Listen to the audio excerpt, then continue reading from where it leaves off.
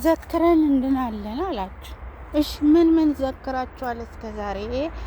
ለምሳሌ አሁን በ12 አለ፣ በ21 አለ ማርያም አለች፣ በ12 ሚካኤል አለ፣ በ19 ገብርኤል አለ። አረ ብዛቱ እኔ እኮ እሺ ይሄ ሁሉ አደረጋችሁ።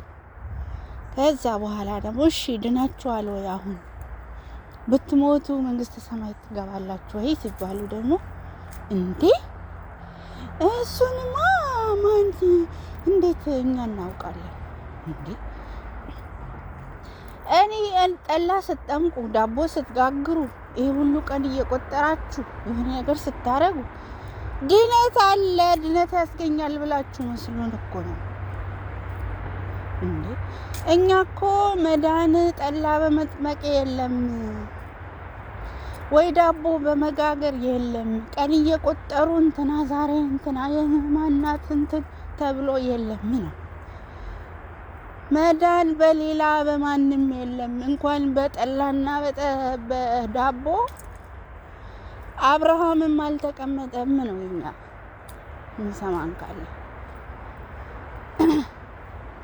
አብርሃም እንግዲህ የእምነት አባት የተባለው ነው አይደል እንዴ? ለአባታችን አብርሃም ለመድኃኒትነት እኮ አልተሰጠውም ስልጣን። ኦኬ አብርሃም አድን እንኳን እህል ወደ ሆድ የሚገባ እህል እኮ ለሆድ ነው፣ ሆድ ደግሞ ጥቅም የለውም። ኦኬ መዳን በሌላ በማንም የለም፣ በኢየሱስ ክርስቶስ ብቻ ነው መዳን ይቻላል። እኛ ልነናል። እኛ አምነን ተቀብለን ጌታን ድነናል። እኛ ኦሬዲ መንግስተ ሰማይ ነን። መንፈሳችን በእግዚአብሔር ቀኝ ተሰውራለች። እኛ እየዳንን ነን። መዳን በሌላ የለም ብለን ስንላችሁ ደግሞ አይ ያዕቆብ 2 ትላላችሁ። ያዕቆብ 2 እኮ ለዳኑት ነው፣ ለኛ ነው እሱ። ኦኬ ለኛ ለዳን ነው። መዳናችንን ስራ እንሰራለን ማለት ነው። እናሳያለን መዳናችንን። ኦኬ መልካም ስራ እንሰራለን።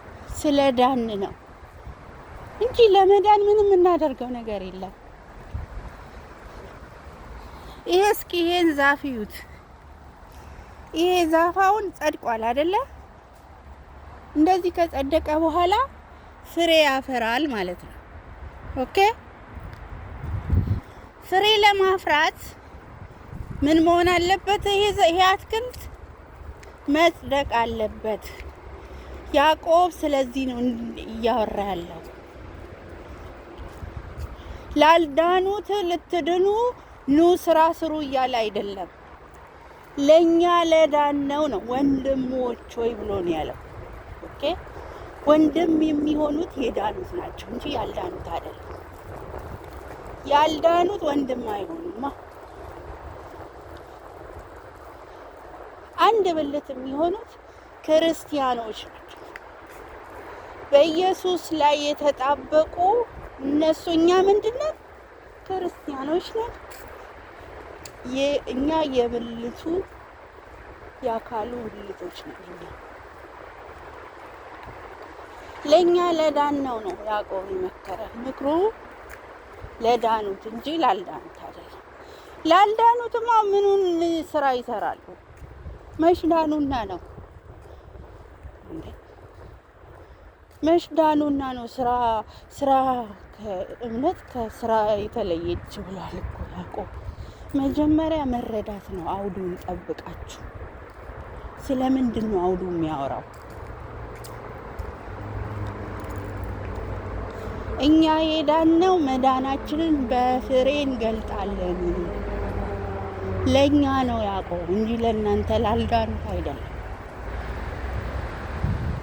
መልካም ፍሬ ለማፍራት መጀመሪያ መስደቅ ነው። ልክ ቅድም እንዳሳየኋችሁ እንደ ዛፉ ማለት ነው። አንድ አትክልት ከጸደቀ በኋላ ነው ፍሬ የሚያፈራው። ፍሬ የሚያፈራው ለመጽደቅ አይደለም። ኦሬዲ ጸድቋላ። ለመጽደቅ ሳይሆን ስለጸደቀ ፍሬ ያፈራል ማለት ነው። ኦኬ። መጀመሪያ መዳን፣ ከዛ በኋላ መዳናችንን በስራ እንገልጣለን።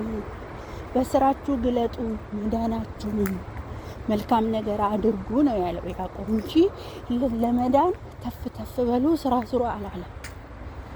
ላይታች ብላችሁ ስሩና ከዛ ከኢየሱስ ጋር ተደምሮ ለእናንተ ድነት ይሆናል። የለም እንደዚህ አይነት ትምህርት በባይብል ውስጥ የለም።